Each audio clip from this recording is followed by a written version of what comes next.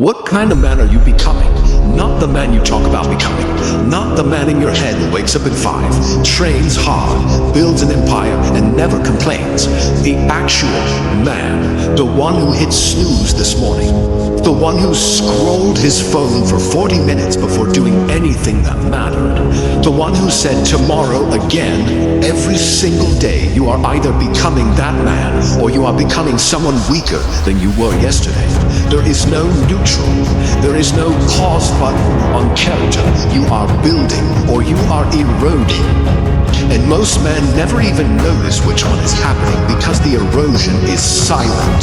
So ask yourself honestly, right now, no excuses. If a stranger watched everything you did today, every choice, every hour, every conversation, would they describe you as disciplined or would they describe you as someone still waiting for motivation to show up before he does the work? A study out of the University of Pennsylvania on self-control found that people who acted on delayed gratification in childhood consistently outperformed their peers decades later, not because they were smarter, but because they had built the muscle of doing the hard thing first. That muscle is available to you today. It doesn't care about your past. Think about the version of you that existed 5 years ago.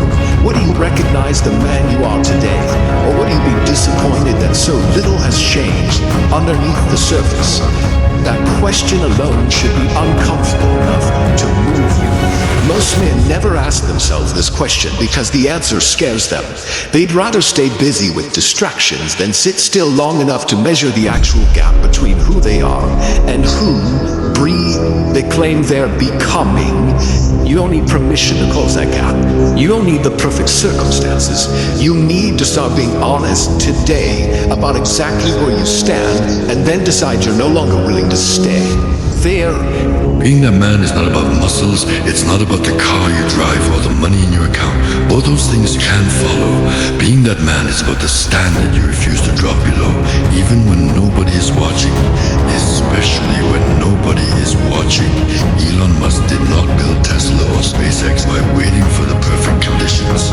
He slept on the factory floor during the Model 3 production crisis because the stint he felt doing so didn't have and didn't let it cause. He didn't get to quit just because it got hard. That's the difference between a man with a standard and a man with an excuse. You don't need a rocket company to prove this to yourself. You need to make your bed. You need to answer the message you've been avoiding.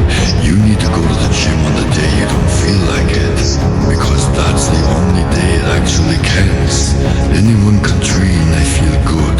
That man trains when he feels like garbage and does it anyway. Cristiano Ronaldo, at an age when most athletes have long retired, still trains harder than players half his age. Not because he has to, because the standard is who he is, not something he performs when the cameras are on. A standard only means something if it holds under pressure. If your discipline disappears the moment you're tired, stressed, or inconvenienced. It was never a standard to be done with. It was a preference that only survived in easy conditions. That means the real test isn't your best day, it's your worst one. The day everything goes wrong, the day you're exhausted, the day you have every legitimate reason to lower the bar. That's the day the standard either proves itself real or reveals itself is fake. So decide today or you're not or not restrictions, non-negotiable. The things you do regardless of mood, weather, or circumstance, that short list, protected fiercely, is what separates the man you're becoming from the man who just talks about it. Here's what nobody tells you. Being that man means carrying weight other people put down. It means being the one who stays calm when everyone else panics. It means being the one who shows up for his family, his work, his word, even on the days it costs him something. You will be tired. You will be tempted to lower the bar just this once. And that's exactly the moment that defines you. Not the easy days. The days your body and your mind are both screaming at you to quit. Bill Gates didn't build Microsoft by working comfortable hours. Early reports describe him reviewing code late into the night, obsessed with getting the product right because he understood something most people never learn. Excellence is not an event. It's a habit repeated on the days you don't want to repeat it. Stop waiting to feel ready. Readiness is a myth you tell yourself to justify staying the same.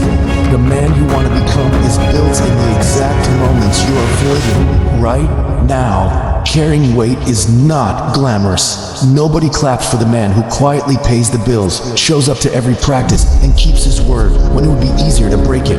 But that invisible consistency is exactly what separates men who are respected from men who are simply liked. The people depending on you don't need your explanations for why it was hard.